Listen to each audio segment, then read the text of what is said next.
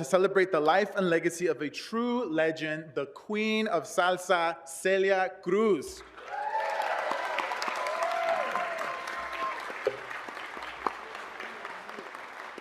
And as Celia would say many times, azúcar.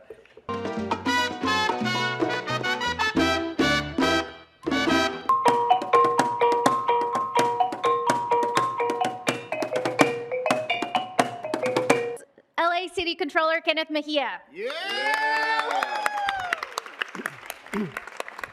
Maraming salamat po.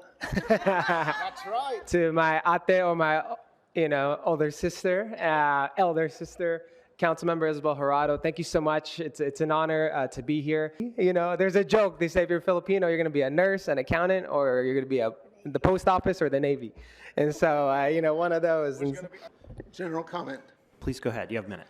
I don't know what goes on in closed sessions, but if someone tries to convince you that it's okay for the police to ignore frivolous criminal complaints, then you are being set up. You'd be giving the police a green light to do what should be the jury's job, to sidestep the criminal process completely. Maybe someone claims that it's untenable for police to document every little thing, but that alleged issue should be hashed out in public. What would you do? What would you expect to happen if a victim is threatened with further violence if she goes to the police? You'd expect her not to report the crime, but the LAPD extols a low rate of reported crime as evidence of a low rate of crime.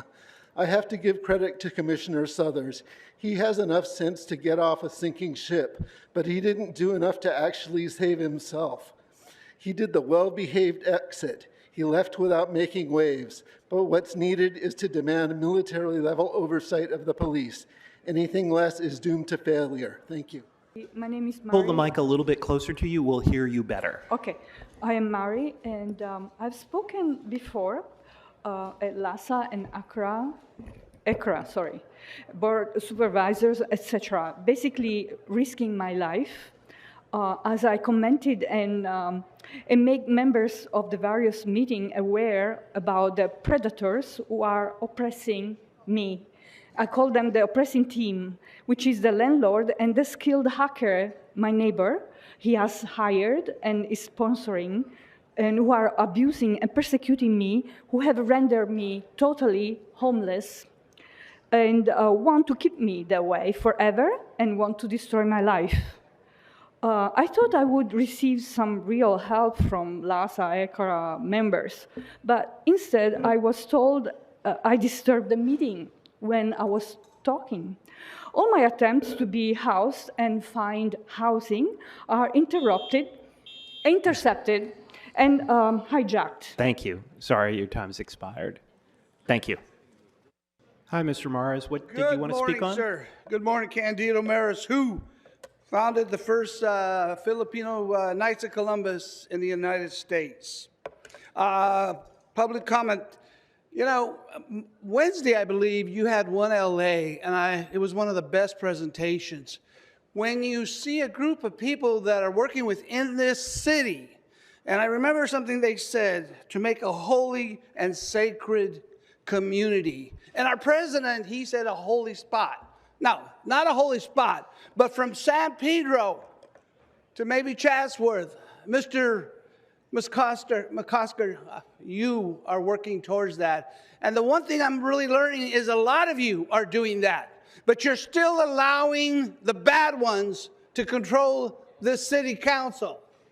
So please, it also said that we should not oppress the stranger. Well, how about the neighbor? How about someone like me who's worked in this community and been here for 36 years, who has to fill out 20 names just so that he's called? The first 5 names were all me. All 5. Good to see you. Thank you. You too. General public comment. Please begin. Public, when you hire clowns, you get a circus. Because these clowns bankrupt the city, giving $1 billion increase to LAPD, the clowns won't take the money back because LAPD makes tremendous campaign contributions to Sleazy Dawson, Monica Lewinsky-Rodriguez, and racist Asian John Lee. $1 billion budget emergency, tens of thousands homeless epidemic emergency, $275 billion damage emergency. Sleazy D CD8 has the highest incarceration rate, homeless rate, unemployment rate in the entire country, over 12.5%. CD8 is a food desert. Sleazy D has spent over $10 million on luxury offices for himself while tens of thousands are homeless. I formally protest some presentations, the mass incompetence of these clowns, and I demand Sleazy D's resignation. Okay. I demand an apology from... So much for that. Thank you, Speaker. Okay. Are there any other, is anyone else here for public comment? If you are, just go ahead and line up. Anyone who wishes to speak on public comment, we will we'll handle the final names that way. I'm back here again just to, again, raise the awareness of Scientology's infiltration into the city's board, their halls, their meetings constantly. We have permits that are constantly being given to them on L. Ron Hubbard Way for all kinds of random events like Halloween, Christmas. Scientology does not have anything to do with the belief or idea, anything having to do with holidays. They use these as recruitment events to get city officials and members of the city to be likened for Scientology. While Scientology turns around and uses the city's taxpayer money, they don't pay taxes. Fire department, when the LAPD is used for their city position, all being used by the city. Scientology does not help the city or environment whatsoever, and you guys are being used by their tactics. Please disconnect and associate from any Scientology connections. I just want to talk, it's like nuisance abatements in general.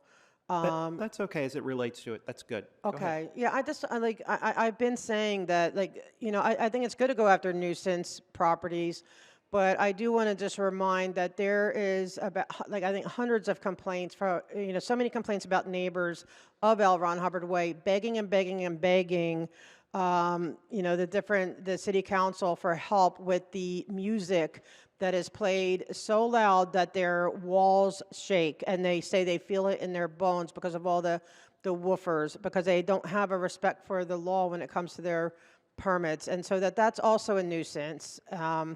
And I do want to remind you that Mr. Lee owes me an apology, and so I don't know any of his things. I'm saying vote no on. I know. I just had to throw that in there. Yes. So he was rude, Mr. City Attorney. do you want to move on to general? Sure. Thank you.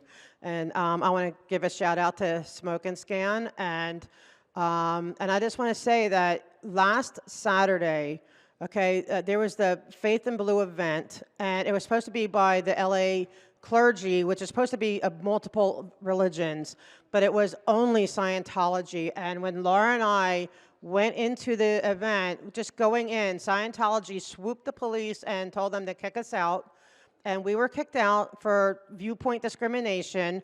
It wasn't even on a Scientology property. It was on the Presbyterian Church's property, but there was no other religions there. It was just Scientology. And then, thankfully, the sergeant came, and he realized what was going on and turned it around, and we were able to go. But this is the stuff that's happening, and like Alex Villanueva is going to be speaking at one of their events. We're not allowed to go, even though we're not going to disrupt. I'm not going to cause any problems, but just because if I'm a critic, then I can't go to public events. Thank you. Thank you, Speaker.